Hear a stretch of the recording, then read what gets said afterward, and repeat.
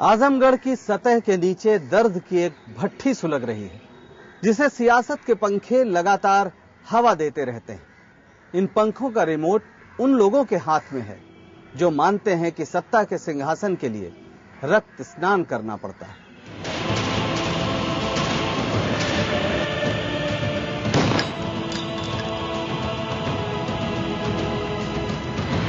बटला house कांड ने आजमगढ़ ही नहीं पूर्वांचल की राजनीति का नक्शा बदल दिया है। देखते ही देखते नेता की जगह उलेमा ने ले ली। उलेमा काउंसिल नाम की एक नई राजनीतिक शक्ति का उदय हुआ है। बटला कांड की जांच की मांग लेकर उलेमा एक्सप्रेस दिल्ली पहुंची थी, पर लौटते वक्त वो चुनावी एक्सप्रेस में तब्दील हो गई। पिछले लोकसभा चुनाव में उलेमा काउंसिल ने आजमगढ़ में 60,000 से ज्यादा वोट हासिल किए। हमारा तजर्बा 60-62 साल का ये बताता है कि इन पार्टियों ने हमारा वोट तो लिया, लेकिन हमारे मसाइल से दिलचस्पी नहीं ली, बल्कि हमारे साथ धोखा हुआ।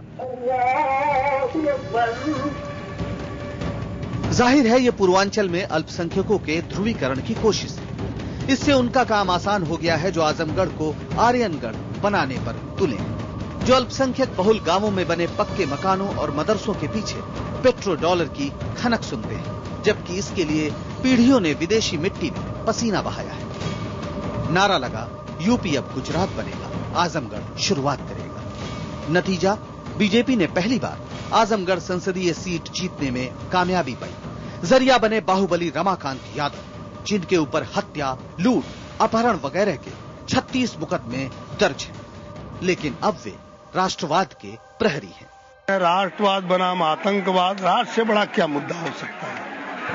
सबसे बड़ा मुद्दा राष्ट्र है। उधर सेक्युलरिज्म की अलंबरदार कांग्रेस का रवैया भी अजब है। दिल्ली में उसकी सरकार जांच की मांग ठुकराती है, लेकिन कांग्रेस नेता जब आजमगढ़ पहुंचते हैं तो मुठभेड़ पर संदेह जताने लगते हैं। मैंने खुद ने वो फोटोग्राफ देखी है जिसमें एक लड़के के केवल सर पे गोली लगी हुई। दहशतगर्दी में इनकाउंटर होता है तो यहां गोली लगना नामुमकिन है।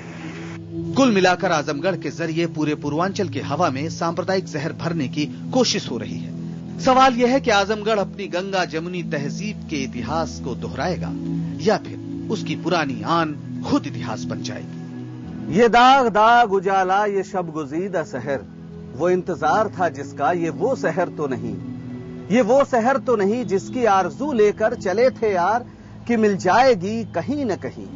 पता नहीं भारतीय उपमहाद्वीप को फैज अहमद फैज की ये नज्म कब तक दोहरानी पड़ेगी। बहरहाल वक्त है विदा का। अब दीजिए इजाजत मुझे यानी पंकज श्रीवास्तव और कैमरामैन रमा शंकर को।